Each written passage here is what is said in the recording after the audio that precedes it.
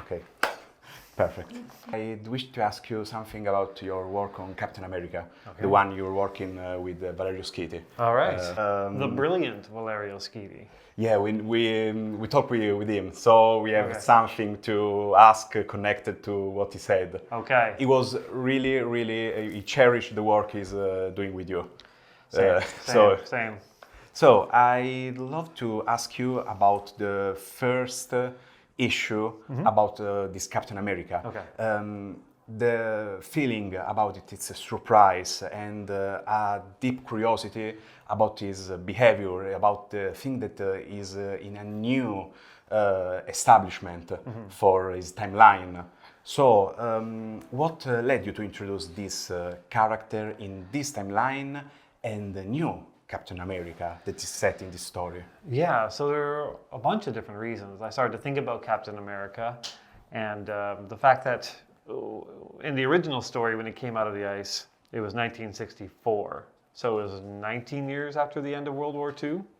Yeah. And so, so that was like a man out of time, but it wasn't that much out of time. Like, you know, the world has changed, but not that much. People he knew were still alive. But inheriting the character now, knowing he comes out of the ice, you know, 10 years ago, that's a big change. Like to come out of the ice in modern day, like it's almost like science fiction now. So I was kind of focused on that idea. And then when I started to think about what he would have missed, he wouldn't have even seen the World Trade Centers go up, let alone come down.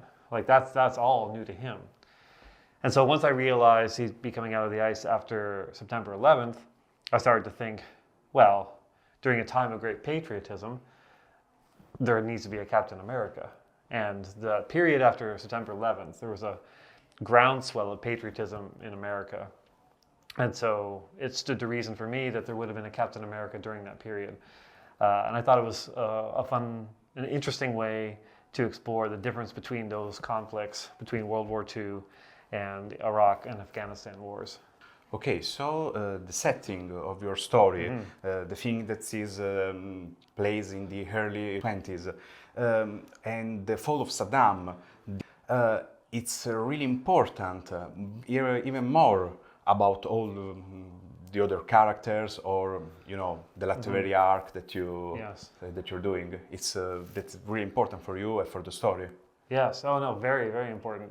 I wanted to make sure that it tied into real history. And one of the things is, if I wrote that story in 2004, I wouldn't have been able to do that because not enough time has passed. But because 20 years has passed since that period, we can actually kind of utilize the history a bit more. And so for me, that was a very important image. So much so that I sketched it out. I did like color tests just to make sure everyone knew how it should look. Because that was the introduction of democracy into Iraq, that moment. Okay. And that was very fraught. It was not as easy as America thought it was going to be. And there are a lot of cultural reasons for that, which makes it a very different thing than saving the world from Adolf Hitler. Okay. I know I'm putting my foot on a really difficult situation right now, but can this setting be connected to the current political climate and use it to comment it? Well, the one thing about history is it repeats itself. And so while I would never, I think, set out to write about something current, because I think if you write about something very current, you run the risk of getting it really wrong. Because I think when you're creating art in the moment, about the moment, it's very reactive and it could be very wrong because things change so quickly. Like I wouldn't want to do a story about what's happening this week and then next month it seems dated and weird and maybe it didn't turn out the way we thought it was going to turn out. So you kind of need time. But like I said, history repeats itself. So you could look at the story and see parallels to what's happening in the world right now, for sure. But I think you could do that at almost any point in the last, 50 years. Sort of, yes. Yeah. I mean, every country has it, right? So, yeah.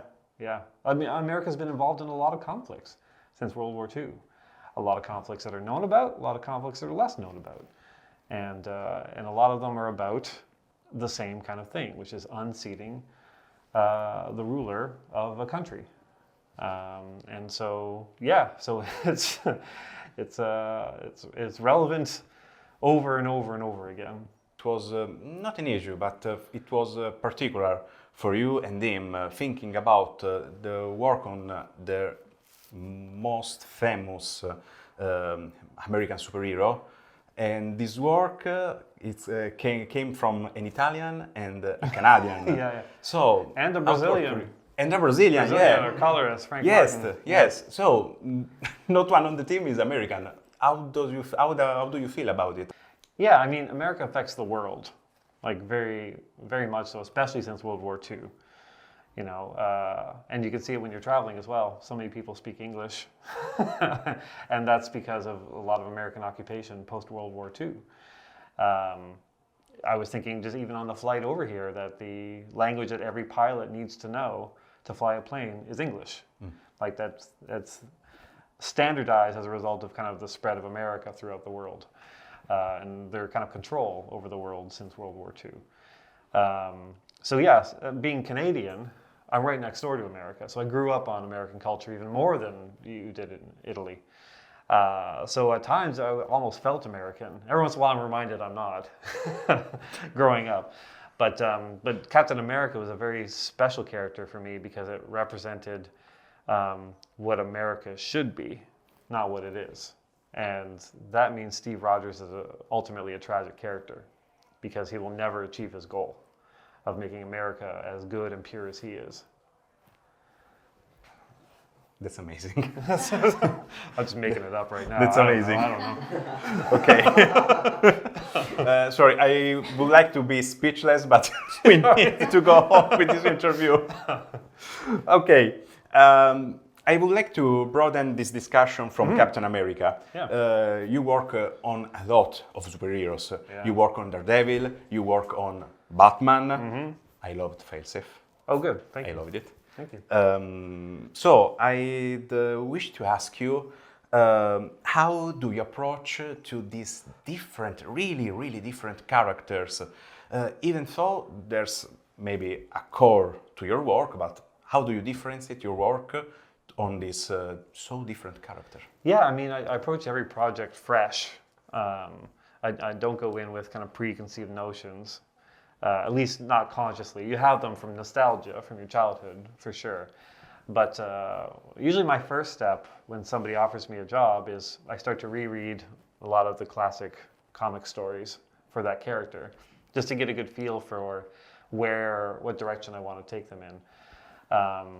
Yeah, it's funny because when I did Daredevil and Batman, a lot of people said to me like, "Oh, they're so similar. Like, how do you make that different?" I'm like, "Oh no, they're very different. They're very different characters." But also with Batman, you can kind of go a bit wilder. They call it the Bat God thing, where he's like, he can win any fight, he can solve any problem. Daredevil cannot. So you kind of pick a direction and you just kind of go in it. With Daredevil, I went as kind of grounded and gritty as I could. It was about violence, and it was about violence in systems. And whereas Batman, I wanted to be like relentless. I wanted to be a chase. I wanted to be like the tour of the DC universe through Batman's eyes. So you just kind of develop a feeling for each character.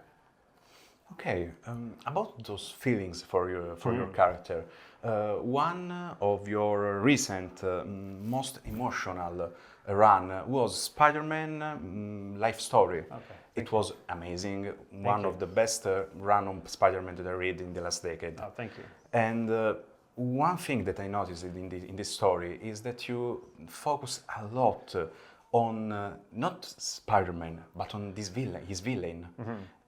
So how do you create a villain in super comics? How do you create their fragile part? I mean, I'm very lucky that a character like Spider-Man especially has such a great gallery of villains. So other writers did the work for me. They built up the villains, and almost every villain, especially in Marvel Comics, has a tragic backstory. Arms, yeah. Like Lizard, obviously tragic backstory with his arm. You Dr. know, Octopus. Dr. Octopus, you know, Green Goblin, like you have to feel empathy for the villains, and really, I didn't do it. Like all the other writers did it, so it's very easy for me to take that and explore it because it was already done before me. It's the beauty of working at Marvel and DC is you can look at like the best characters, the best runs, and you can kind of exploit them yourself to manipulate the audience emotionally. I can say anything. I cried a lot with that story, so you're right. I did it. Cry. Yeah. So there's only one question that I want to ask you. Okay. I think it's really simple. Which is your favorite Marvel or DC character that you already write upon or want to write? The one book I won't write Yeah. is Justice League International, which is a book by Keith Giffen, Jim DeMatteis, Kevin Maguire. I grew up reading that. I think it was the perfect comic. I could never do it justice. That's the one book where I just feel like that stands on its own. I could never take those characters and try and recreate that. And I've been asked, and I say no because it's too perfect. Other than that, I do anything. I'll do anything for money. I'll do anything. If you offer it to me, I'll do it. Aquaman, I'm there. I'm there. I'll do anything for money. I'll do anything for money. You know what I'm saying? I'll do anything. We can have for money in other 5 minutes. Maybe. There's not much money. Yes, this is true. All right, that's good? We have done. Thank All right.